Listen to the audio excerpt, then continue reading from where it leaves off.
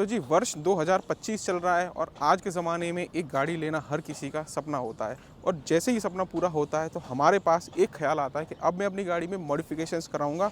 और मॉडिफिकेशंस के चक्कर में हम अगर देखने जाएं तो बहुत से लोग उतना खर्च कर देते हैं कि जितने उस गाड़ी की वैल्यू नहीं होती है कि वो उस पर करा जाए। अब वैसे तो कितना खर्च करना कितना ना करना ये तो व्यक्तिगत तौर पे मानक करता है कि आप उसको कितना करना चाहते हो, लेकिन कुछ चीज़ें ऐसी होती हैं कि जो अगर मॉडिफिकेशंस आप अपनी गाड़ी में कराते हो तो यहाँ पे सबसे पहले प्रॉब्लम आपको पड़ सकती है, आपकी गाड़ी को पड़ सकती है, या फिर आपकी गाड़ी की वजह से किसी और को भी पड़ सकती है।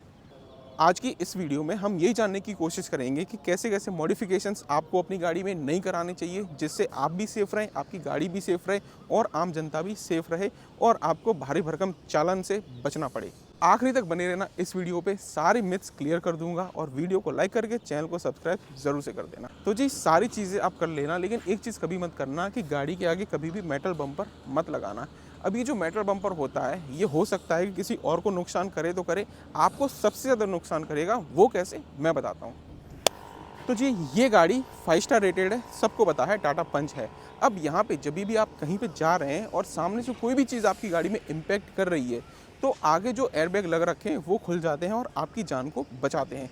लेकिन ये तभी हो सकता है कि जो इसके नीचे की तरफ एक सेंसर लगा है उसको पता चले कि गाड़ी में इम्पैक्ट हुई है। और बहुत सी बार अगर आपने मेटल बम्पर आगे लगा रखा है तो गाड़ी के सेंसर्स को पता नहीं चल पाता है कि इम्पैक्ट हुआ है और सही टाइम पे एयरबैग डिप्लॉय नहीं होते हैं और वहाँ पे जो सेकंड का फ़र्क होता है उतनी देर में बहुत कुछ हो सकता है। ये तो हो गई आपकी जान की बात। अगर यहाँ पे मेटल बम्पर लगा हुआ है और आपकी गाड़ी गलती से किसी को टच हो जाती है तो बहुत ज़्यादा इम्पैक्ट सामने वाले को दे सकती है।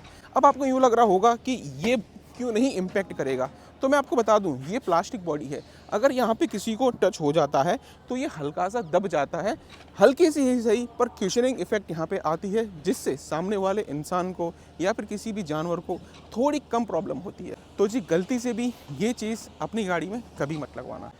अब ये जो आप गाड़ी में देख पा रहे हैं यहाँ पे हेडलाइट है, अब ये पीली हेडलाइट है।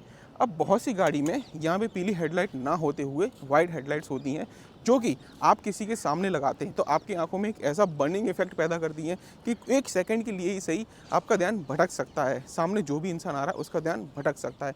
अब ऐसे समय में क्या होता है, सबसे ज़्यादा तो प्रॉब्लम आपकी गाड़ी को भी हो सकता है कि मान के चलिए कोई इंसान सामने से चला आ रहा है और वाइट लाइट जब उसकी आंखों में आपने चौंधियाँ दी हैं तो ऐसे समय पे वो फ्लैश हो जाएगा और आपकी गाड़ी में आके भिड़ सकता है। और चलो मान लो अगर वहाँ पे ऐसी चीज़ ना भी हो पाई तो किसी इंसान को ऐसी तकलीफ़ क्यों देना। और आज के सिनारियो में हम बहुत सी बार देखा जाता है कि एक बारिश का माहौल बना हुआ है और अचानक से किसी रोड पे सामने से एक फ्लैश लाइट आ रही है, 1 मिनट के लिए आप नहीं देख पाते, तो इस तरह से किसी को परेशान ना ही करें तो बेटर है। इस गाड़ी में या फिर किसी भी गाड़ी में लाइट्स को लेकर बहुत सारे मॉडिफिकेशंस हैं और बहुत सारे लीगल मॉडिफिकेशंस भी हैं, वो आप कर सकते हैं। हमारे आसपास प्रदूषण की कोई कमी नहीं है, बहुत से हमारे आसपास प्रदूषण है। इनमें सबसे मेजर प्रदूषण भी है ध्वनि प्रदूषण। अब ये चीज़ें किसी को दिखती कम है लेकिन सुनाई ज़्यादा देती हैं। और जिस तरह हम गाड़ियों को एक्सटेंड करते जा रहे हैं उस तरह गाड़ियों में हॉर्न्स भी बहुत ज़्यादा ख़राब होते जा रहे हैं। अब कुछ गाड़ियाँ इनमें बदनाम हैं बहुत गलत तरीके से हॉर्न लगाने के लिए। यहाँ पे गाड़ियों की गलती नहीं है, गलती उस इंसान की है कि वो ऐसे ऐसे हॉर्न्स अपनी गाड़ी में लगाने की कोशिश करते हैं कि जो हॉर्न का बेसिकली है काम क्या कि सामने कोई इंसान है, कोई चीज़ है, उसको आप बता पाओ, अपनी प्रेजेंस को बता पाओ कि आप पीछे हैं, आप आगे हैं। केवल और केवल हॉर्न का इतना ही काम होता है। एक हॉर्न को इस तरह मत यूज़ करो कि जिससे सामने वाले के कान में से मैल निकल जाए। चौथी ऐसी मॉडिफिकेशन आपको बताना चाहूँगा, खास करके ये वो लोग गलती करते हैं जिनके पास पेट्रोल गाड़ी है। मेरे पास भी पेट्रोल गाड़ी है, पहले वाली वैगनर आपने बहुत बार देखी होगी और उसमें मैंने रेट्रोफिट में सीएनजी की करवाई थी। लेकिन उस चीज़ का पूरा एक प्रोसेस होता है। आपको एक बेटर सोर्स चाहिए कहाँ से आप अपनी गाड़ी में सीएनजी किट को इंस्टॉल कर सकते हैं। और उसके बाद सबसे बड़ी चीज़, जो भी आपकी गाड़ी का इंश्योरर है उसको बताना होता है। उसके साथ साथ में आपकी गाड़ी जो आरटीओ डिपार्टमेंट है उसको भी बताना पड़ता है। वहाँ पे आपकी आरसी बुक पे क्लियरली मेंशन होना चाहिए कि आपकी गाड़ी सीएनजी कार है। अब आपने अपनी गाड़ी को लिया था, वो खाली पेट्रोल गाड़ी थी और पेट्रोल गाड़ी के साथ में आपकी जो आरसी बुक थी वहाँ पे फ्यूल ऑप्शन में ओनली पेट्रोल लिख रखा था। और आपकी गाड़ी की जो इंश्योरेंस की कॉपी होती है उसमें भी अगर सीएनजी मेंशन नहीं है तो यहाँ पे दो चीज़ें होती हैं। मान लीजिए एक दिन आप अपनी गाड़ी को लेके कहीं पे भी जा रहे हैं, हल्की सी भी ठुकाई हो जाती है, चोट लग जाती है, कुछ भी है, तो ऐसे समय पे आपको आपकी गाड़ी का इंश्योरेंस का पैसा नहीं मिलेगा। अब बहुत से लोग यहाँ पे ये गलती करते हैं, वो यूँ सोच लेते हैं कि अगर मेरी गाड़ी में कोई भी प्रॉब्लम हुई तो मैं सिलेंडर को निकलवा दूंगा, सीएनजी की किट है उसको निकलवा दूंगा और उसके बाद में इंश्योरेंस को क्लेम करवा के अपनी गाड़ी सही करवा लूँगा। चलो मान लिया 1 मिनट के लिए ये प्रैक्टिकल सौदा आपके लिए हो सकता है, लेकिन आप एक चीज़ मान के चलिए कि जो आप ये सारा काम करवाएंगे, क्या उसके लिए आपको पैसा नहीं देना पड़ेगा? किसी भी मैकेनिक के पास आप जाओगे, सीएनजी किट को अनइंस्टॉल करवाओगे, दोबारा से रीइंस्टॉल करवाओगे, इसका एक मोटा खर्चा आएगा। और ये चीज़ें ऐसी होती हैं कि एक बार अगर आपकी गाड़ी में से निकलती हैं, वापस से आप लगाने की कोशिश करते हो तो इनकी सेटिंग ख़राब हो जाती है। ये नॉर्मल कपड़े नहीं हैं कि आप इन चीज़ों को उतार दो और दोबारा से पहन लो। तो जितना खर्चा आपका ये सारी चीज़ें करने में होगा, उससे कई कम खर्चे में, मैं तो कह रहा हूँ नॉमिनल खर्चे में आपका ये काम हो जाएगा। आरटीओ में आप इसको अपग्रेड कर सकते हैं और साथ में जो भी इंश्योरेंस है उसको भी आप इसमें अपग्रेड कर सकते हैं।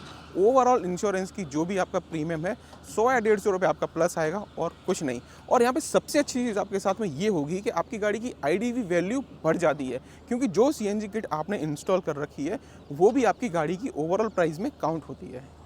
एक चीज़ मैं गवर्नमेंट से भी हाथ जोड़ के बोलना चाहूँगा कि कोई ऐसी पॉलिसी ज़रूर से लेके आइए, और बहुत से उन लोगों को भी कहना चाहूँगा कि जो एक शॉप खोल के बैठे हैं और वहाँ पे एसेसरीज़ का काम करते हैं।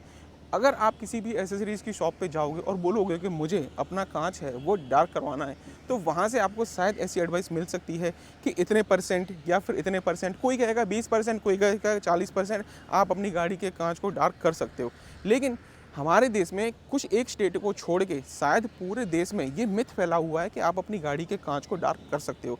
यहाँ पे सरकार से केवल इतनी सी गुजारिश है, जिस तरह का माहौल हमारे देश में रहता है, गर्मियाँ सबसे ज़्यादा रहती हैं, तो एटलीस्ट प्लीज़ आप हमारे को एक अलाउ कीजिए कि इतने परसेंट तक आप अपनी गाड़ी में डार्क कर सकते हैं, जिससे चलो बहुत फ़ायदा होता है कि आपकी गाड़ी है ओवरऑल ठंडी रहती है, आपकी गाड़ी में एसी अच्छे से काम करता है। लेकिन अगर आपके स्टेट में आपके आसपास ये चीज़ इलीगल है तो गलती से मत करना, क्योंकि थोड़ी देर के मज़े के लिए बेकार का चलन क्यों ही लेना। ये गाड़ी के पहिए आपकी गाड़ी को चलाने काम में आते हैं, सीधी सी बात है। अगर पहिया ही नहीं होगा तो गाड़ी का कोई मीनिंग नहीं बनता है।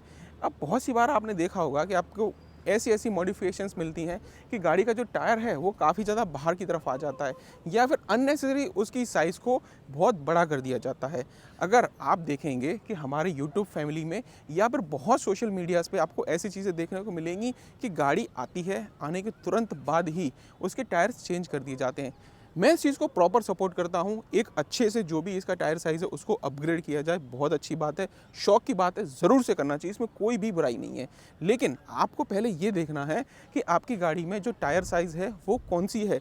अगर उसको आप एक्स्ट्रा अपग्रेड कर देंगे तो सबसे बड़ी प्रॉब्लम होगी आपके स्टीयरिंग सिस्टम के साथ में, और उसके बाद में प्रॉब्लम होगी आपकी गाड़ी के माइलेज के साथ में। और सबसे बड़ी प्रॉब्लम ये भी होती है कि जो इंजन आपका एफिशिएंटली काम कर रहा है इन टायर्स के साथ में, वो नए टायर्स को एडॉप्ट नहीं कर पाता है, टर्निंग रेडियस भी बढ़ जाता है, और सबसे बड़ी दिक्कत पड़ती है पावर लॉस आपको गाड़ी में फील होता है।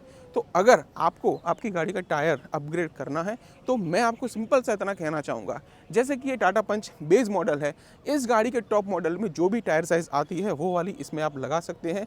इसी तरह आप जो भी गाड़ी लेने जाएँ उसमें अगर आपको जो सेकंड बेस या फिर बेस मॉडल ले रहे हैं, वहाँ पे जो हायर मॉडल में आपको टायर्स मिल रहे हैं उनको डलवा लीजिए, बिल्कुल टेंशन फ्री रहोगे, कोई प्रॉब्लम नहीं होगी। तो जी बस कुछ ऐसी ही बातें थी, वैसे तो बहुत सारी चीज़ें हैं, मल्टीपल वीडियोस में हम इनको कवर करेंगे। इस वीडियो में दी गई जानकारी कैसी लगी आपको कमेंट बॉक्स में ज़रूर से बताना, और इनमें से कौन सी इलीगल मॉडिफिकेशंस आपने कभी ट्राई करी है उसके बारे में ज़रूर से बताना। वीडियो को लाइक, चैनल को सब्सक्राइब, और इस वीडियो को ज़्यादा से ज़्यादा शेयर करना उन लोगों के साथ में जो इलीगल मॉडिफिकेशंस करते रहते हैं। बने रहिए इस चैनल पर,